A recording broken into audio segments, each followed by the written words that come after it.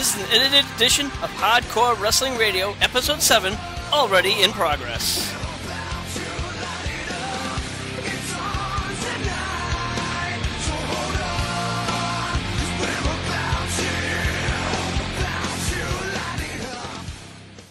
Oh, you talking to me? Yeah, am I talking to you? And if I'm not mistaken, this is the DVD champion, Nick Bondage? Yes, no, it is. Nathan. What's up, everybody? How you doing, Nick? Hey, we got the band back together. How about that? We got the band back together. Everybody, please welcome Nick Bondage. So, Nick, we're talking right now on the subject of TNA cutting back 2 pay-per-view events. What do you think about that? Do you think it's a good idea, or do you think it's a bad idea? I think it's a good idea, actually, because Andy was saying, the caliber of matches that they have, I mean, why would you pay all that money to see a match that you just seen like either the week before or 2 weeks before? They don't leave you wanting for a pay-per-view.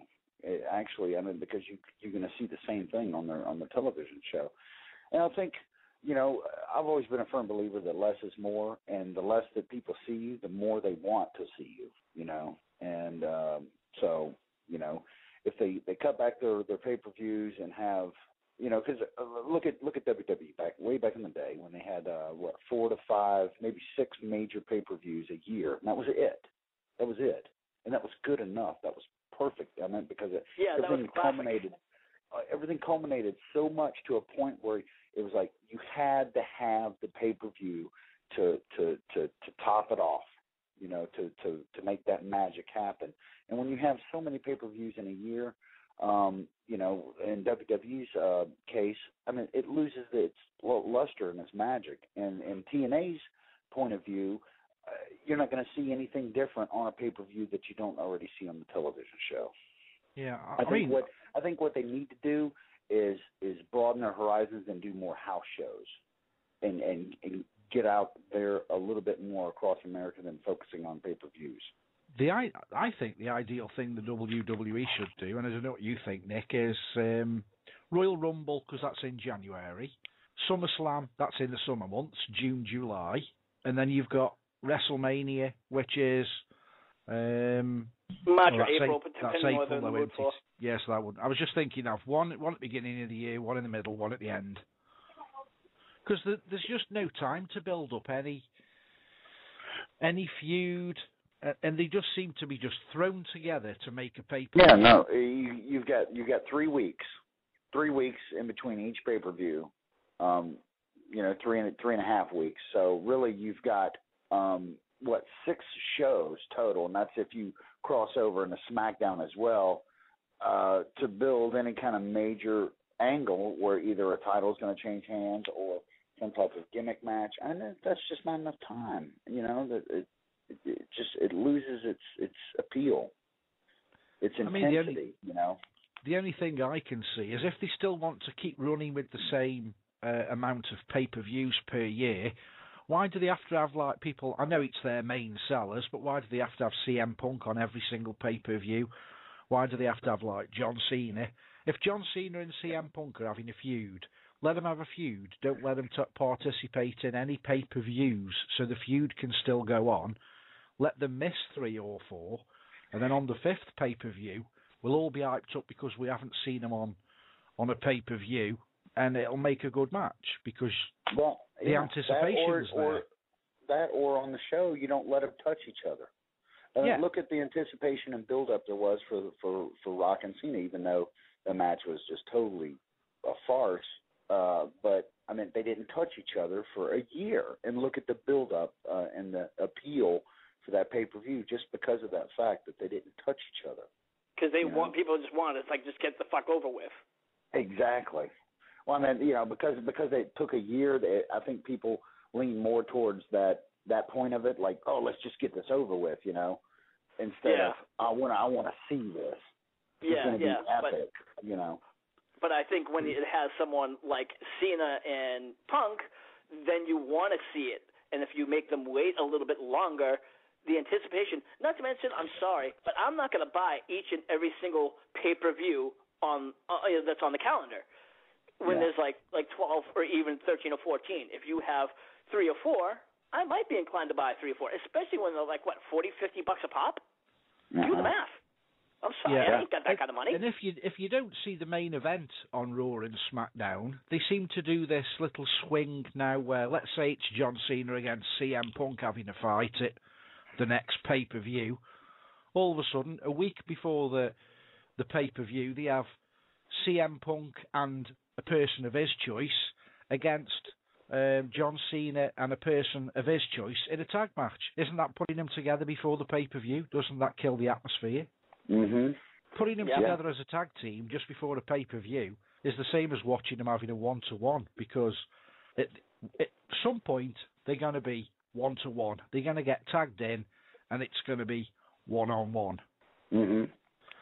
And again, well, just backtracking to Ryback, every time Ryback fights CM Punk or whatever, he ends up getting his arse handed to him on a tray, whether it's through cheating or not. He gets his arse handed to him on a tray. When there's no match and he just does a run-in, he hands CM Punk's arse to him on a tray.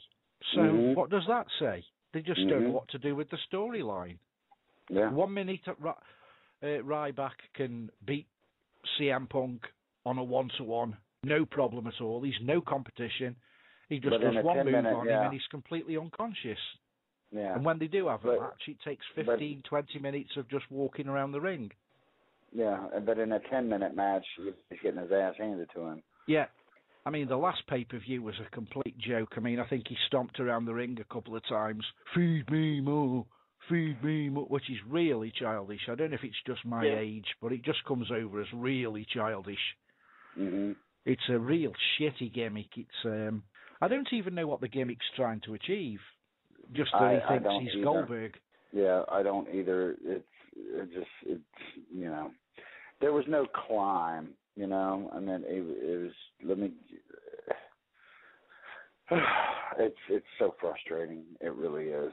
It's like he's come from the lock. I know he's put a lot of years in as an indie wrestler and so on, but it's like he's just come into the company and they've put him on the top shelf.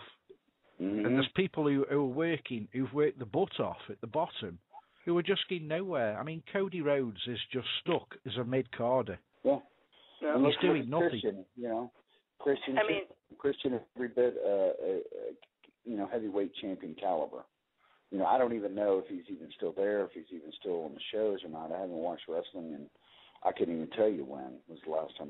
Matter of fact, the last last show I seen is when Daniel Bryan was throwing up in his at the table because he ate a piece of meat. That was the last show I've seen because it's completely disgusting to me. I can't even stand it, you know. Yeah, some of the storylines. Again, we were talking about some of the love triangles that from between TNA and the WWE that I thought was getting really kind of like a little just foolish. But I think it's everything in a whole. I think it's just as a whole. I don't think that they're running out of ideas. I think they're just losing the creativity. With the whole 3 hours, I don't think Raw should have gone to 3 hours. Do you, Nick? No, absolutely not. I mean, you have a 3-hour show, maybe quarterly, maybe once every 3 months. You run a 3-hour show, and you're going to get a whole lot more viewers because then it's like, you know, we've eaten dinner for so long and no dessert, and now we finally get our dessert.